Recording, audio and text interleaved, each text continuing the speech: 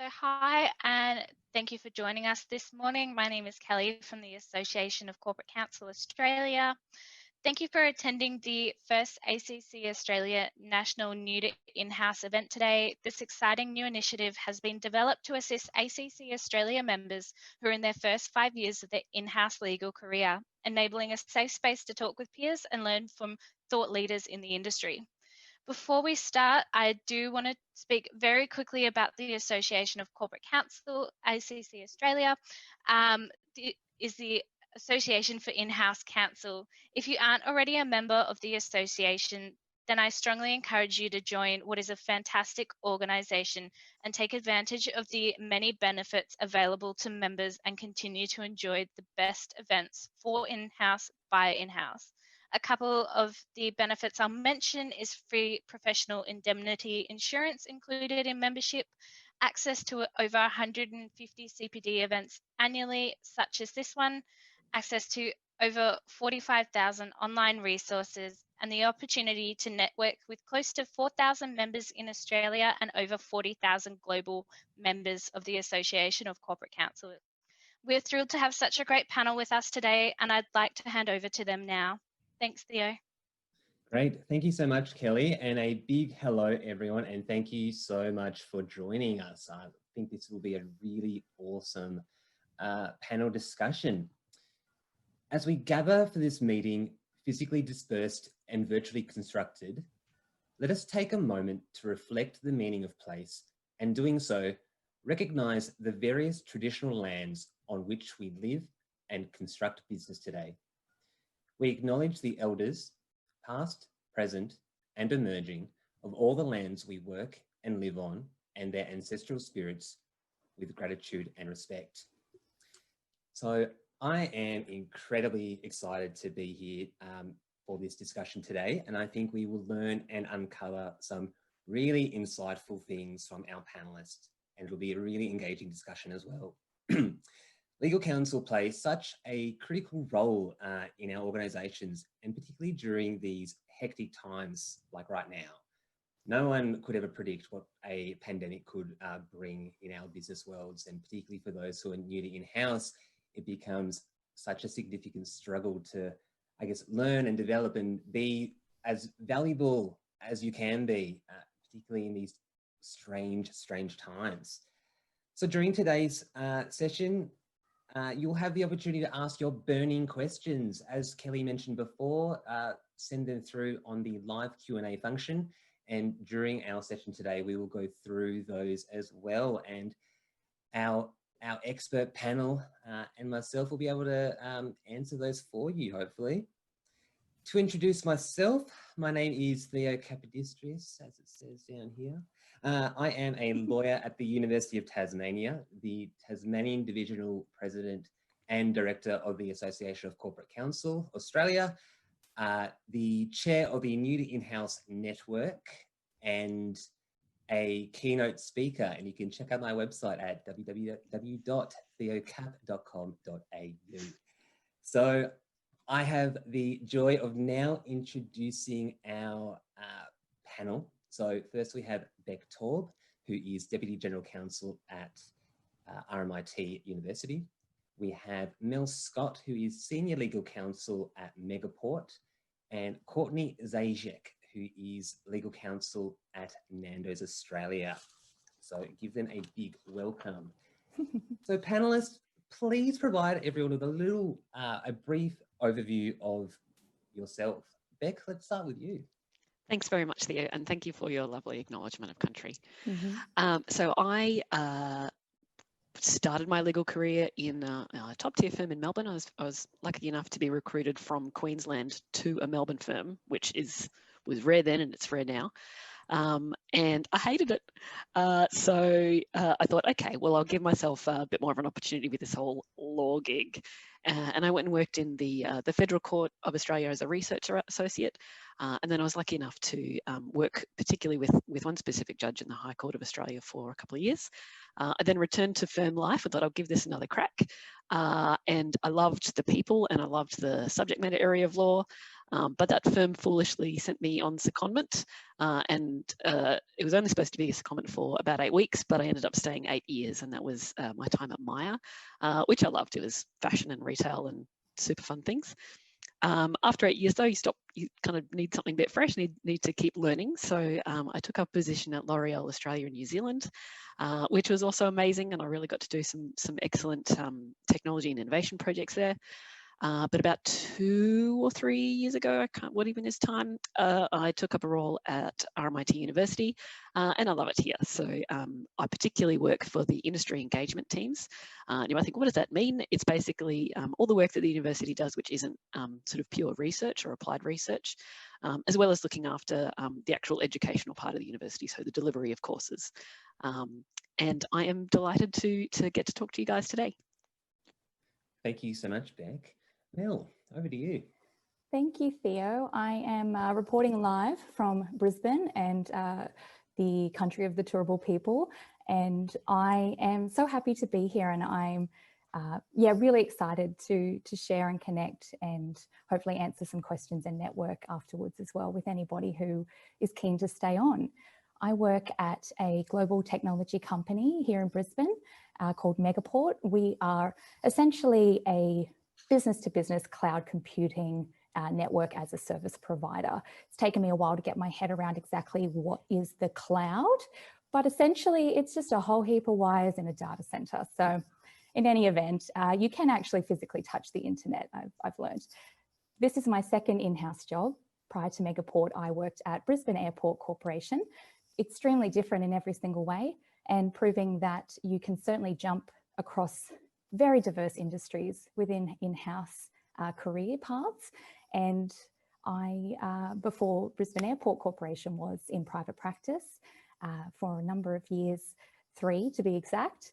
And that was enough for me to try and to taste and to understand that perhaps I would enjoy working as a lawyer more in-house, which I most certainly do. Great. Thanks so much, Mel. And Courtney.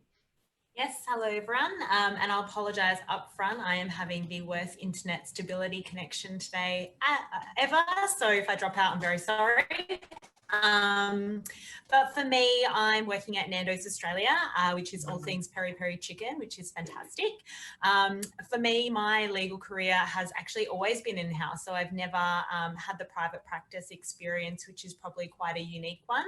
But I started in-house environment, loved it so much, and I'm not willing to leave, so staying in it. So I started my in-house career at Wendy's Super Sundays, so all things ice cream and hot dogs. I ate way too much ice cream and hot dogs, so I ended up at Curves and Jenny Craig, a weight loss and fitness brand. So lost the weight there, got down to where I wanted to be, and then went to Nando's. So now all things chicken. So I think the best part about working in-house is you really get to live that brand every day, and I think that's the enormous benefit that we get. We get to practice the law, which we obviously love, and what we studied and what we want to do, but in a way that we can really get involved in a business.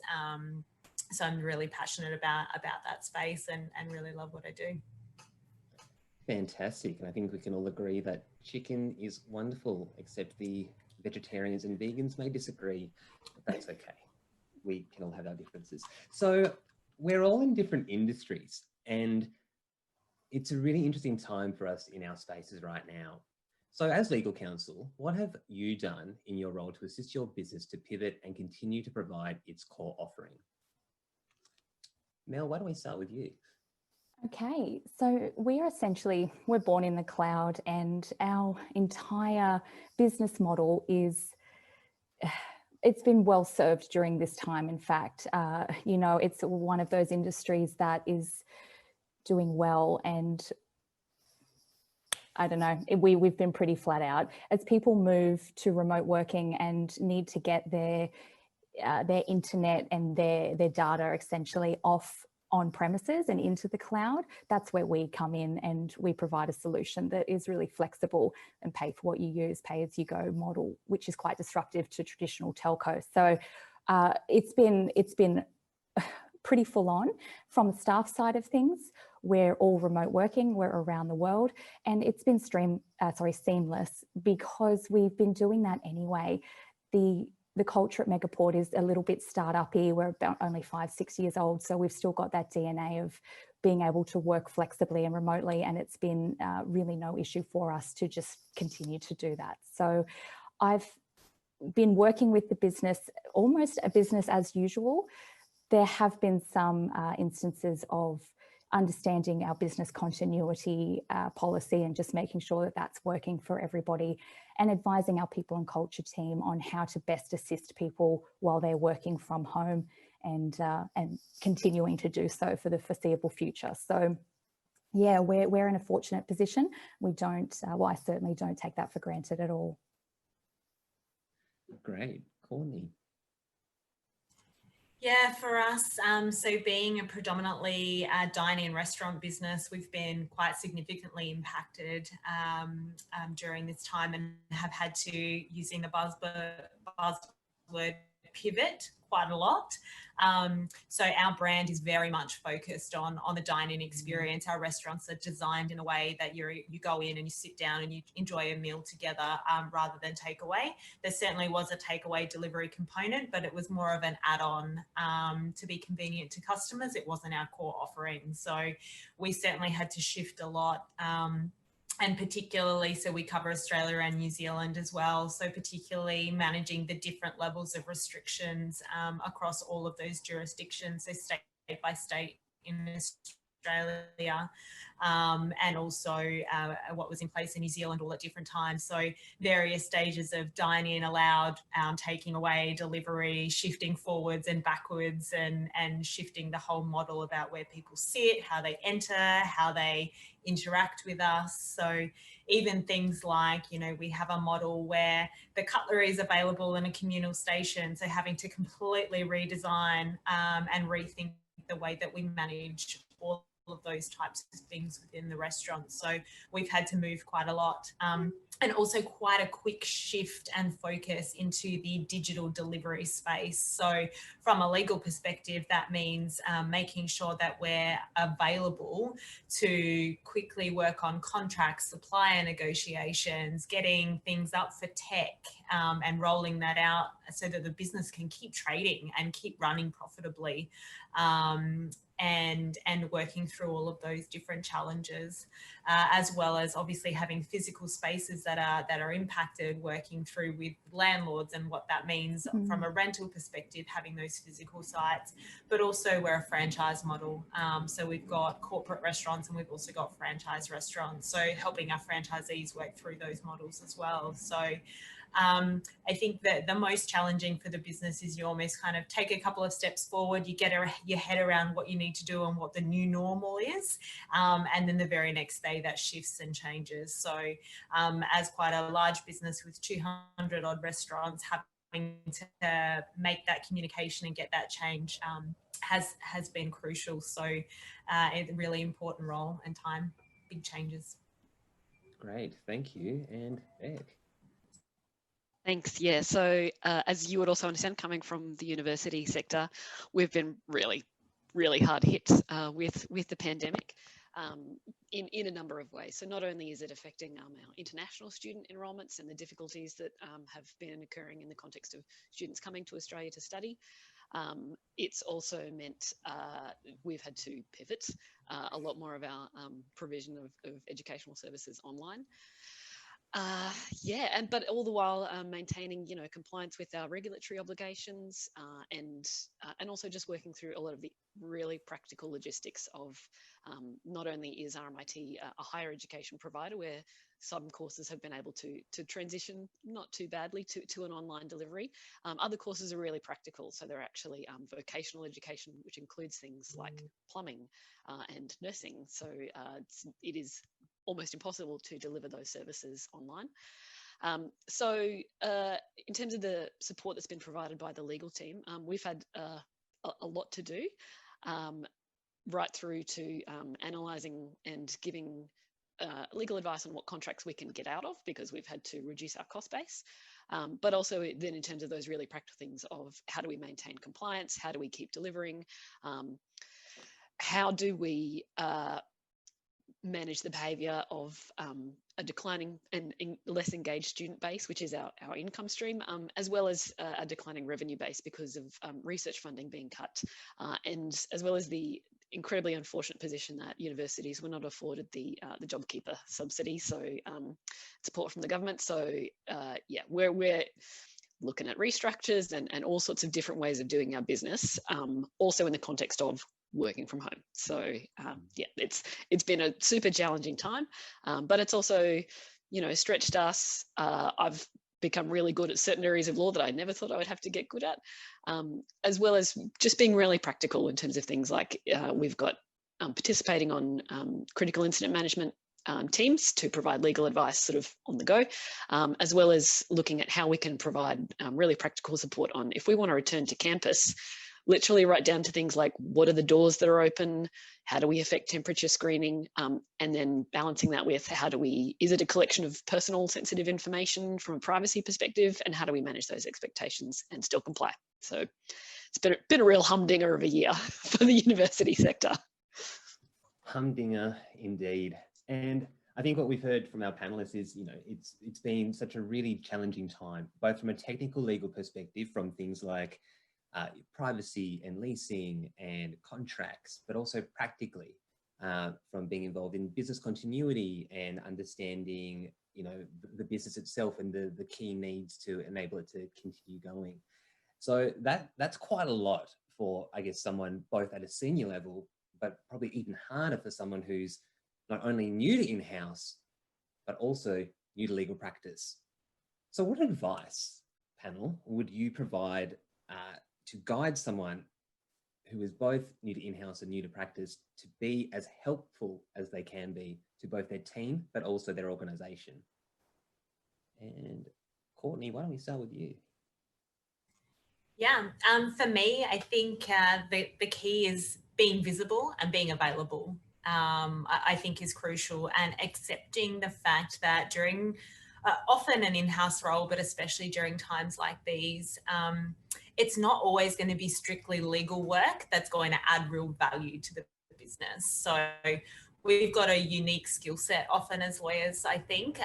So, for example, researching or articulating things or negotiating, those types of skills, and they don't always need to, they have to be applied to negotiating contracts and doing those types of things. But there's other areas that you can really help add value to the business. And in a time where you need to be quite agile and need quick responses, being available and having calls with your stakeholders, and just offering to help where you can to save them time, I think is really important, and also helps set you up within the business and building that rapport moving forward for when it is time to really focus on some of those key legal strategic issues as well.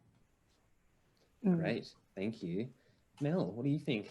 Yeah, I would certainly agree with what Courtney said and suggest that we have, as lawyers, unique problem-solving skills and the ability to approach a problem without the drama and the emotion, and to put aside that and come to more of a factual analysis of what's happening and what needs to happen, and to distill that in a way that is,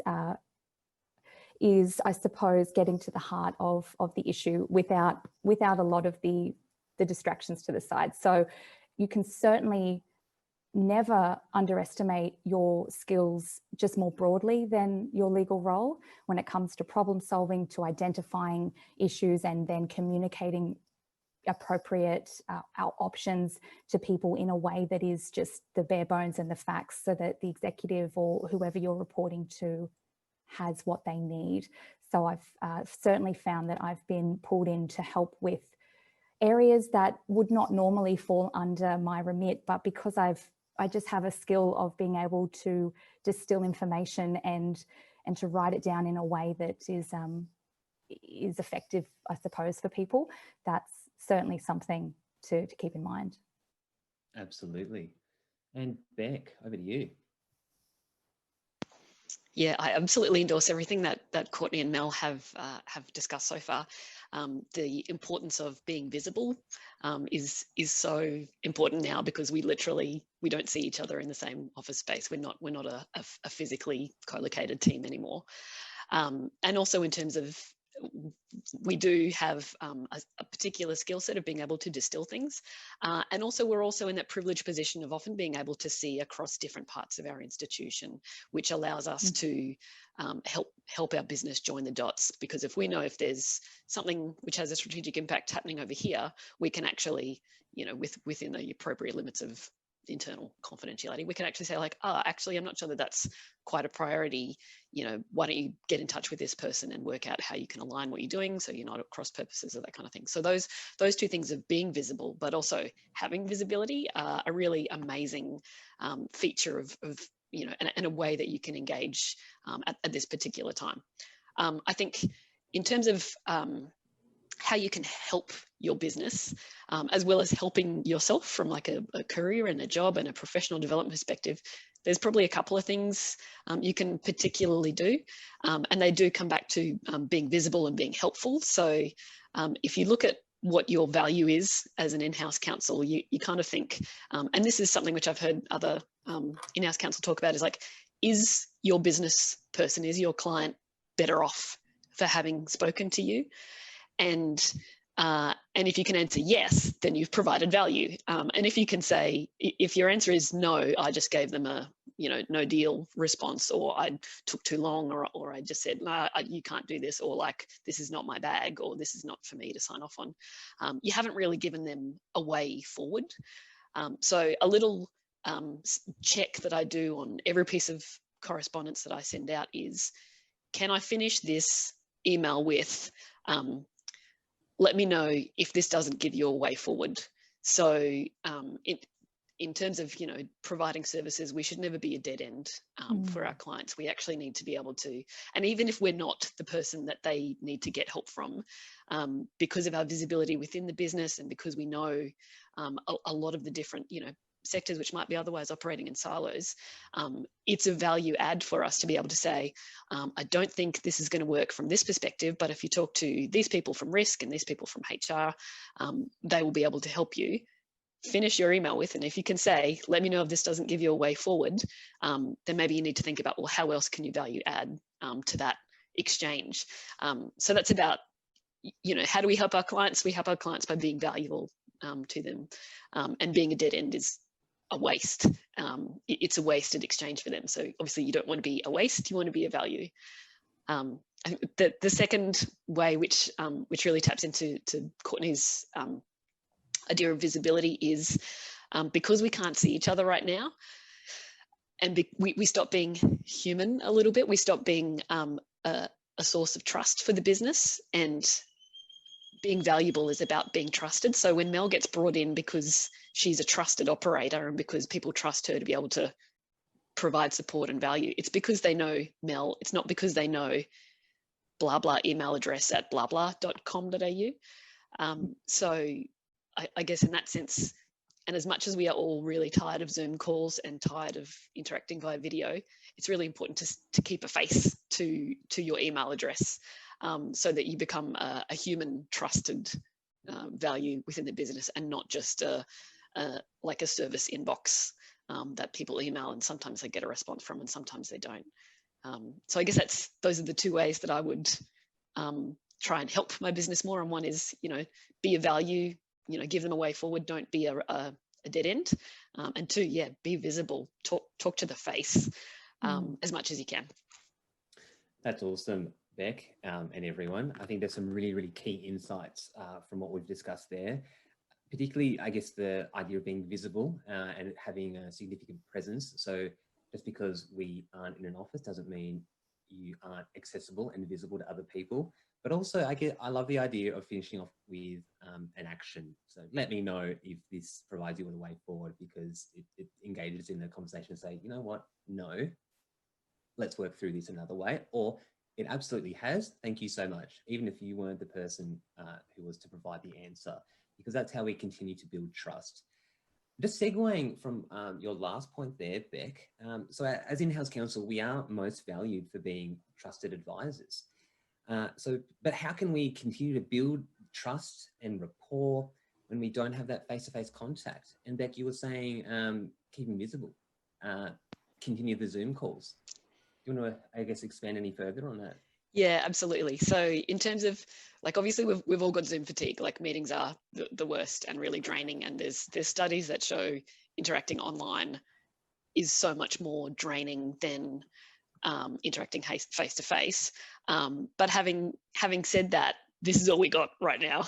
So it's really important to use it when you can. And certainly if I'm ever about to send, or if I've got an email or an inquiry from a client and I'm like, I need more information here, instead of just replying back or answering with an email, try and ask yourself, is there a way that I can talk to this person?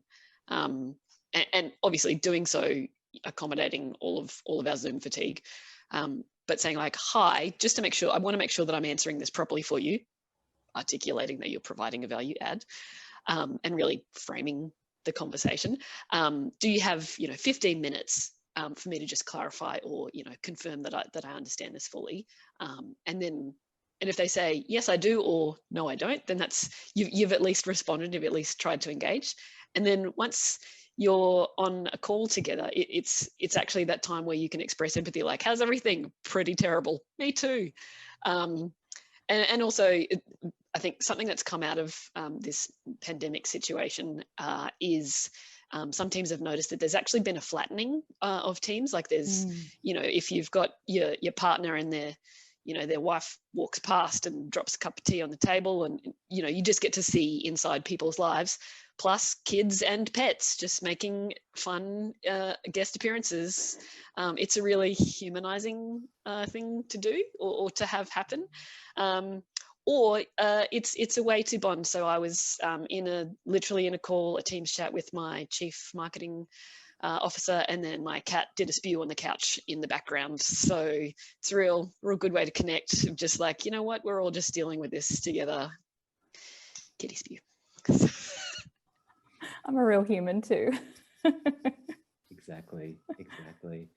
I love that. Thank you, Beck. Mel, what are your thoughts on this?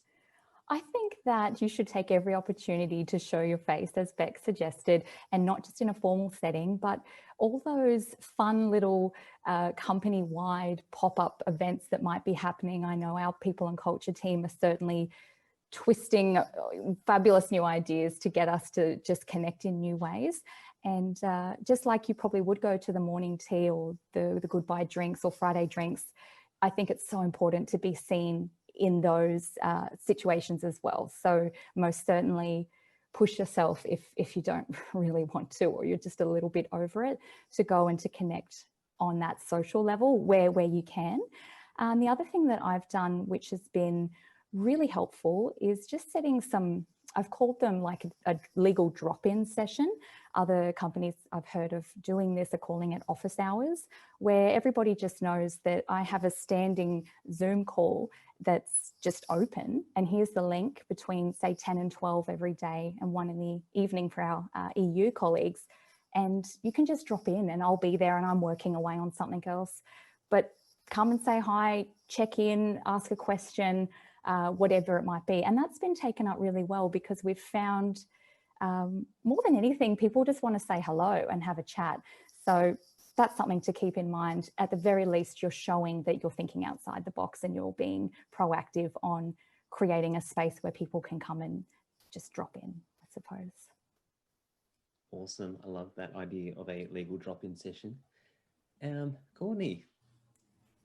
Yeah, much the same for me. I think building that rapport initially is, especially in this environment, is really about that visibility and again, that social side. So I echo all of that. I mean, I had a call the other day where I didn't even notice, but I'm a diehard Essendon supporter, unfortunately for me. But I just happened to be wearing the top at the time and dialed into a call with about 20 other people, and we started chatting all things footy and realising who we all support, and there's a whole bunch of new people on the call. So it was a good way to engage and talk about something other than the dreaded COVID at the moment. And it was a really good way to just show we're all human, exactly to Beck's point. And I think that can sometimes be the barrier to building that rapport, because people have a perception of lawyers sometimes and what lawyers are. And I think some of the best compliments I've ever gotten is, oh, you're not like a typical lawyer, because you're not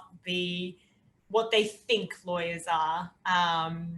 And I think that's really good, because it shows you're being personable. People can approach you. And that goes back to even things like when you're in the office. I know when I very first started, the culture there, it's, you know, jeans, it's casual, it's not, if I were to suit up, I would feel quite unapproachable. So it's applying those in-person type things to the virtual environment. So having your cat walk through the background and things like that, chatting about your footy team, they're the types of things that'll build that trust. You're a person and they can come to you and confide in you, importantly, and tell you the truth, so you can give them the information and advice that you need to give. Absolutely. And yeah, for me, you know, when in the office, you know, something I do is sit within different business units so they can get to know me on a personal level. And that's worked really well, because behind an email, people might not understand, or it might come across a bit clinical, but when you meet someone in person, you really get to, I guess, see the real side of them. And, you know, I like to think I'm a good time. So having a chat to me isn't hopefully the worst thing in the world, because I don't want to be the boring lawyer. And I don't think any of us on this call are, which is very, very good. So some really great tips there from everyone, and thank you for your contributions. So moving on to our next question. People are stressed at the best of times, but during a crisis, things can escalate and tensions can run very high. How can a new to in-house lawyer manage expectations from demanding individuals within their organisations? What do you think, Mel? I'll just unmute myself there. I think with all interactions with every colleague at any time, but especially now, it comes back to empathy. If you can put yourself in their shoes and really try to understand the challenges that they're facing, the deadlines that they have, the budgetary pressures, their manager issues, whatever it might be, if you can really get into that space, you can deliver some work that's really going to help them. And sometimes it's actually just reminding ourselves that we have, you know, I have 3 words in my title, and one of them is counsel. And often we can be a wonderful counsel to our colleagues. And if we show ourselves as having empathy and reframing and saying, I understand, I hear what you're saying, I saw a report and I can see that you're under stress for this deadline, what can I do to help you with this? Even just having that chat on a human level can be extraordinary for growing that rapport, growing that trust, and building that sense of, I am a business partner, I am a trusted advisor, I can go to our legal team for counsel and they're going to embrace me with empathy and they're going to try and help me and add value. And I think that is a place that we should all try and come from, and to remove any barrier of sitting in an ivory tower, or perhaps, you know, I'm too good for, or I don't talk to anyone other than this level of management, or whatever, you know, bizarre rules, you know, might have been in place within the culture of your organization. That is all shattered to bits, I think, if it existed at all. And we are not immune from it, and we should not think that we're better than, and that we can't talk to anyone and try to provide advice to anyone on a human level. So yeah, that's my thoughts on that. That's great. Courtney, what do you think? Yeah, I think what I noticed early days, so, you know, when you're in the office, we sit in an open plan in the office and you'll be working on something, or even in a meeting room with someone else dealing with a set issue. If there's something urgent that someone needs to access, they can come up to your desk or come up to the meeting room and go, I need you for 5 minutes or something like that. What I found particularly and people are obviously quite stressed in this time, is they couldn't access the support that they needed urgently, because how do you contact someone who's remote? So for example, early days, I was in, probably like most of you, back-to-back meetings, non-stop. You know, if someone had something urgent that they needed from me, so I'm the only lawyer in the organisation, so if they needed something quite urgently from me, they would send me an email. But because you're in a meeting, you don't even see it. So by the time you come out of all of that, it looks like you've ignored their questions. So the way to kind of, I would say, help people during their stress times is and it goes back to Mel's point about having that availability, I think, as well, and that visibility of, you know, I'd explain to the people about what's happening and that you're in meetings, and if you need me urgently, we set up a WhatsApp group, because people in the business are super open to the fact that things need to be done, and they might need something from me that's going to take 5 minutes. I can pop out of that meeting, help that person, and then come back in, depending on what's happening. So I think it was about, especially in a virtual setting, setting up ways that otherwise in the office, someone could come and knock on the meeting room door and ask you for 5 minutes. How do you do that in the virtual setting? So WhatsApp or text messages have been really useful for that for us. That's great. Thank you. And Beck? Yeah, absolutely echo those things. We've got Teams chat up and running. We switched to Office 365, so I'm often in one meeting but also chatting on the other. Not that multitasking is ideal, but it does help it gives you the ability to provide that kind of really quick access and service support when you can. A couple of other things that I found really helpful to like manage expectations and also create that sense of empathy is a couple of things. One is to start using we in my email correspondence. So it's like, well, let's see how we can progress this, because it means it's showing them that you're on the same team as them. It's trying to get that shift, so that change from me, I to we. Where you have to do some really maybe be a little bit more firm with deadlines or be firmer with managing expectations, that's where you can probably be really explicit. So I've received some emails for, you know, we need to get this contract signed, blah, blah, blah. And the contract didn't bring in any revenue and it didn't solve any cost-cutting initiatives. And so I actually went back to them and say, like, unfortunately, we've just got to really triage all our matters, and we're being asked to prioritize those that either, you know, support revenue or support, you know, our educational delivery things. So I'm just going to I'm not going to be able to prioritize this in the next week or so. And then, so I've said, like, just real talk here. This is what I've had to prioritize and triage, but then also finishing it. And I'm finding that I'm finishing a lot of my emails with this, other than let me know if this doesn't give you a way forward. Also, or I'll start my emails with thank you for your patience, or, you know, thanks for you know, in giving me a bit of headspace to work this out. You know, we're doing our best, and actually say things like, you know, we're all under pressure and we're doing our best.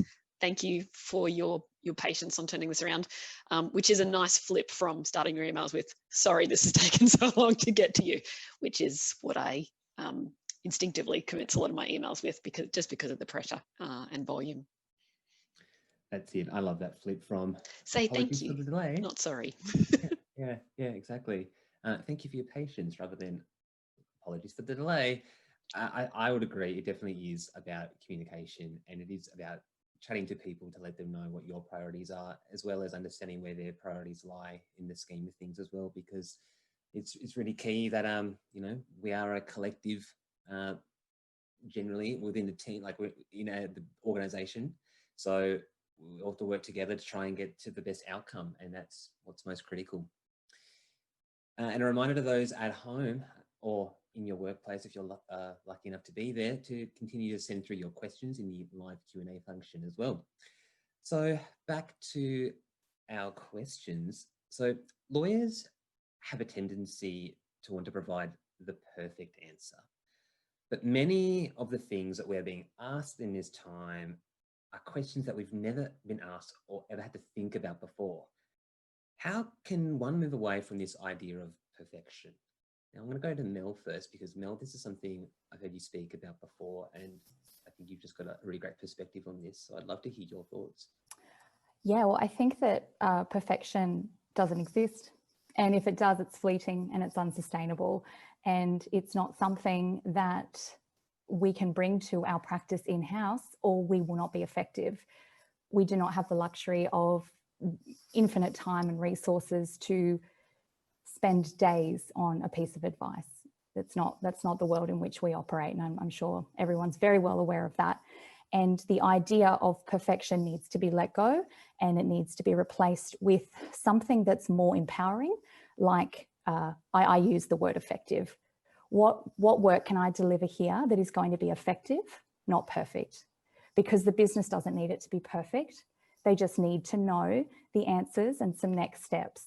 And if I'm giving advice that is, no, sorry, you can't do this, I need to find a way to be more effective with that, which is in fact switching it to, yes, we can do this if we also do this, this, and this, or yes, but we need to consider reputational issues, compliance, etc., and reframe that conversation for them. So yeah, the idea of perfection is not helpful. And I think as lawyers, we are prone to, I think personality types certainly support that idea, and we've got to work on it and catch ourselves, because it's not what the business requires of us. It's not going to give that work any more weight or importance if it has been looked at for 15 more hours than was required just to increase the effectiveness by 2%. So it's a cost benefit. And we're constantly triaging, as Beck said, our matters, and we need to constantly triage our approach to work and understand where we've maxed out, we've kind of squeezed the juice from it, we've got the value, we've covered 98, 95% of the issues and the real risks, and let's have a look at the real risks here. Let's move on, because my time is better spent on the next thing than getting this one thing absolutely perfect. And I think that's the biggest change for us when we come from private practice to in-house. I think that's a real shift, because of course our private practice colleagues don't operate from that space necessarily. And that's what we pay them for, because we do require that expertise and that level of attention to detail. It's not to say that we bring that to our practice in-house, but we temper it with an overlay of value and, have I got the most value out of this? Let's move on. So yeah, that's my thoughts. Thank you, Mel. That's great. Courtney, what do you think? Yeah, it's actually something that I've struggled with a lot during my career. I'm absolutely a perfectionist, and it's something that you just have to temper and you have to accept. And I think the strategies Mel's given are perfect, and I might have to steal some of those myself. But I think it's something about the way that I've handled it is I find being effective, again, going back to having those discussions with your stakeholders and actually chatting through an issue and a problem, rather than just sitting there and trying to give a formal piece of written advice all of the time. And actually workshopping that concept almost takes that idea of perfectionism away, because you're workshopping and discussing it together, rather than just sitting yourself in isolation and giving some piece of quite legal advice, because you might not actually understand what the issue is unless you talk to someone about it. So you might have an idea of what their challenge is or what their issue is, but until you actually talk about it, you might be missing the point and spending a lot of time on giving a perfect piece of advice on something that's completely irrelevant to the actual business. So having that discussion and hashing that out together, I think, is always the best way. And then you take that out a little bit. Absolutely. And Beck? Yeah, absolutely. That there's a lot to be said for in-house lawyers really getting an understanding of the law of diminishing returns. And it's that thing where exactly if like 80%, good to go, because your business, if it's 100% perfect, it's probably late.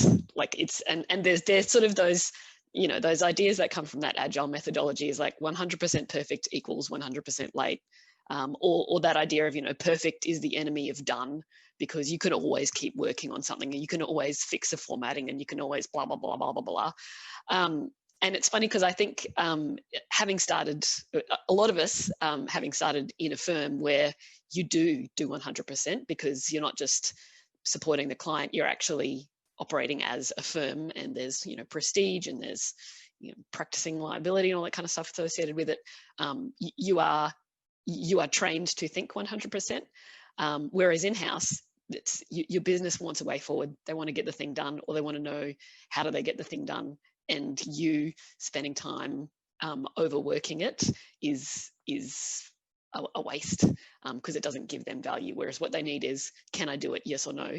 And the answer might be yes, if, or yes, but you need to watch out for these things, exactly as Mel said. Yeah. And as you say, like, if you can engage with someone on the phone, as Courtney said, you'll spend less time answering the wrong question as well.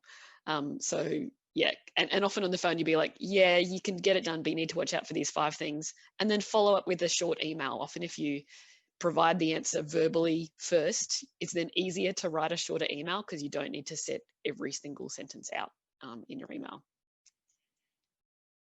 Absolutely. So once again, it sounds like it just comes down to providing an effective answer rather than getting it right, because that's our job as in-house counsel, to get to the answer, to be an enabler of our business practice, and to work with people to get the job done, rather than getting something 100% perfect, 20 pages of advice, which someone may only read the executive summary, because that's a lot of words. I often say, Theo, to that point, I often give the option, kind of, here's your too long, didn't read.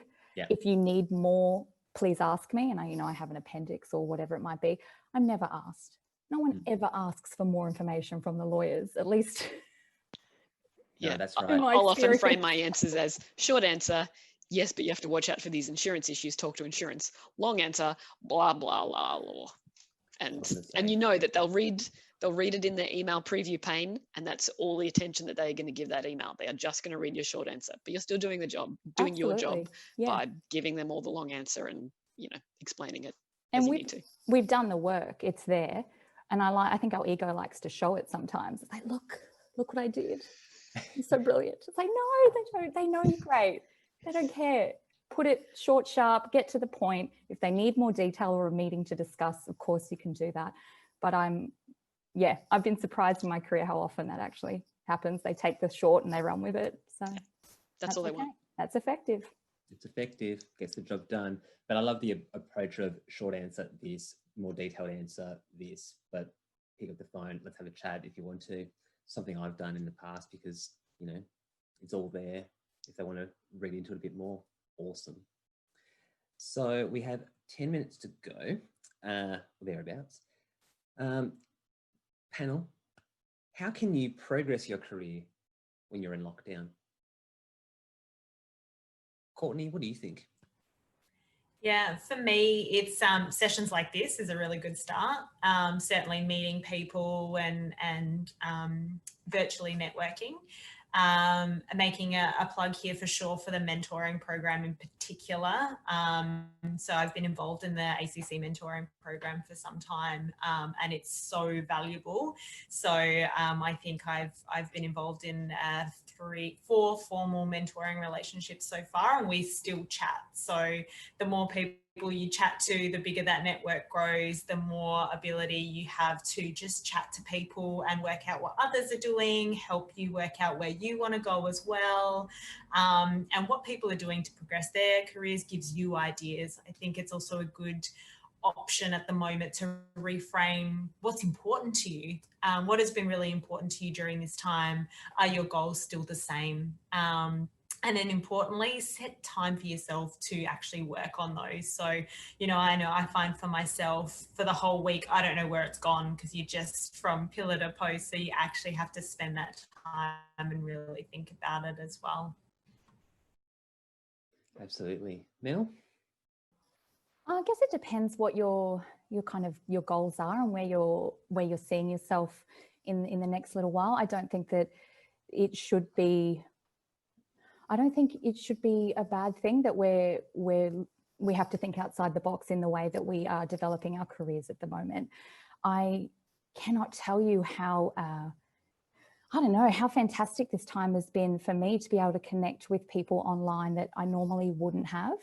Today's a perfect example, but there's been some really interesting things that I've done of Instagram Live with Anna Lazinski from L'Oreal, just to chat about, you know, what this time meant for graduates and young lawyers. There's heaps happening on LinkedIn. I think that now's a perfect time to get people's attention. If you always wanted to connect with someone, but you didn't know them, or perhaps you saw an article that someone had put out, but you weren't quite sure, this is an awesome time to slide into the DMs as such and connect and actually say, hi, I like what I saw your, you know, ACC docket article, whatever it might have been. And people are there, people are at their computers. So super senior people that you've always looked up to in the legal profession or elsewhere, you're going to connect with them. So I don't think that can be underestimated, just that the virtual connection can still be strong and real. If you're looking for growing skills that perhaps are better suited by a mentor relationship, I think Courtney's absolutely on the money. There are formal mentoring programs with the ACC and with other organisations. And, you know, you can absolutely take it on yourself and reach out to people and say, hey, I like what your experience is. Would you like to have a virtual coffee? And I'd just like to meet and have a chat. Yeah, I can't say how very infrequently that happens. And I always put the offer out to anyone I'm chatting. I'm like, hey, if you want, you know, let's do it. And people don't tend to follow up, which may say something about what their perceived idea of my career is. They don't want to talk. But nonetheless, you're not, you know, it's not, you'd be surprised how few people do that. So you really stand out, and you're going to get a chance to chat to someone that just might be able to give you some pointers and some informal mentoring. So I think there is plenty of opportunities, and depends what you're looking for. Maybe it's a great time for formal study again, online at home. Maybe you've got a bit of spare time. Might be nice to do a short course, perhaps not even legal related. Perhaps you'd like to do something in creative writing, or I don't know, whatever it might be, computer science, code. There's some great things happening online at the moment, that's for sure. And a lot of it's a lot cheaper than it normally would be. Yeah, absolutely. And Beck. Yeah, absolutely. So as I think I mentioned earlier, like there's been a bit of a flattening of teams because of you know, we're all just a head on a screen right now. And so, yeah, just, you know, be bold, contact someone that you think you want to have a chat to, and even just say, like, love to have a 15-minute chat and hear your story. And that might be it, and that's okay. Or it might be like the beginning of a beautiful coaching, mentoring relationship. But of course, if you want to tap into the ACC mentoring, it's there. It's designed for that. You know, you've got mentors who are like, yeah, I want to coach, I want to talk, I want to learn, you know, reverse mentoring as well, because everyone knows the mentors get just as much out of a mentoring relationship as a mentee. But also, I think in terms of progressing your career, be valuable to your business, and you will progress in your business. So if you know, think about how you can be valuable to your business at this particular time. Because it's sort of, you know, now that it's easy to, you know, fly under the radar when everything's fine and happy and good and business is doing well. If you can demonstrate your real value to your business at a time of crisis, that's so much more impactful and so much more memorable and so much more likely for you to be able to progress within your business as well. So, yeah. For sure. So those are some really, really great tips. And for those people on the call who aren't a member of ACC Australia, now is the time to do so. Like through ACC Australia, there are so many amazing professional development opportunities. You know, this is one of them, and it's free and available to, you know, all right now. But through ACC Australia, there are so many resources available which can help you develop your career, and having access to the mentoring program is fantastic. Like I've gained so much value from that, having been in the program 3 times as a mentee And it's just been fantastic to learn from, such amazing legal practitioners across Australia, and reaching out to people on LinkedIn and reading articles and developing your skills further, even through like other professional development programs. It's something which I think now is an amazing time to do. For example, next month, I'm looking forward to doing the in-house counsel certification course, which should be so much fun. So if anyone else is doing that, let's chat about it in the session after this, which is the networking session. So we've got 4 minutes left. It doesn't look like we have any questions popping through yet. So I might just finish with some final thoughts from everyone, which is, how can you find the support that you need during this time? Or how can you support others during this time? Both, I guess, externally in the law, but also within your organizations. Courtney, why don't we start with you? Yes, I think that's crucial, and I think it's twofold. So there's the legal element for me. So I mentioned earlier that I'm a sole in-house counsel. So I've had to, even regardless of virtual working, I've had to try to build an external connection with different peers and just be able to have that chat, because sometimes you just need to be able to sense check things or vent about something, obviously not breaching any confidentiality or anything like that, but sometimes you just need a legal chat. So I've got quite a few kind of networks that I just check in with and have a chat, being part of different groups. So really helps as well. So I'm part of a legal franchising group. So we talk about all issues franchising, retail groups. So we talk about all things food. So just having someone to talk to, but importantly also taking it back down to support, check in with people during this time. So the most lovely messages I get are from our, operations team member who I've chatted to a couple of times in Northern Territory, who just gives me a call out of the blue to say, you're in Victoria, you're in lockdown again. How you going? You're right. They're valuable, and that support at the moment is crucial. So I think have a think about who can you reach out within or outside of your business. Just say hi. Love that. Mel? Or you can't pour for an empty cup, as they say, and you need to look after yourself first. Put your oxygen mask on first before you help others, or before you can bring your best self to work. So whatever that means for you, a little bit of exercise, eating well, sleeping well, maybe pulling back on the wine after, or maybe putting on more wine. I don't know, each to their own. No judgment. Whatever works for you, and within the confines of your state as well. I know our colleagues in Melbourne are, terribly locked down at the moment compared to where I am in Brisbane. So whatever you can do under the circumstances to look after yourself, checking in with your own friends and family, and prioritizing that and being well within yourself. And also don't forget that if you can, we still have annual leave and we can take time off. I was supposed to be in the US in a couple of weeks. That's obviously not happening. I'm sure everybody has had wonderful plans that have been just put to the side, but we still have leave and we're still entitled to it. If you're able to, under the circumstances of your business and your wider team, book in some leave, even if you might just be hanging out at home, or you can do some day trips. Shutting down the computer and getting away from the screens for a couple of days, I think will do us all the world of good. So just keep that in mind. Great. So we are out of time, but everyone head on to the networking session by clicking back to timeline. But before we go, I do want to say a big thank you, one, to everyone who's watching today, and two, to our amazing panel, Beck Taub, Mel Scott, and Courtney Zajic. Thank you so much for sharing your wisdom and for spending this time with us and with me. I've had an awesome time, and it's always so good to chat to you.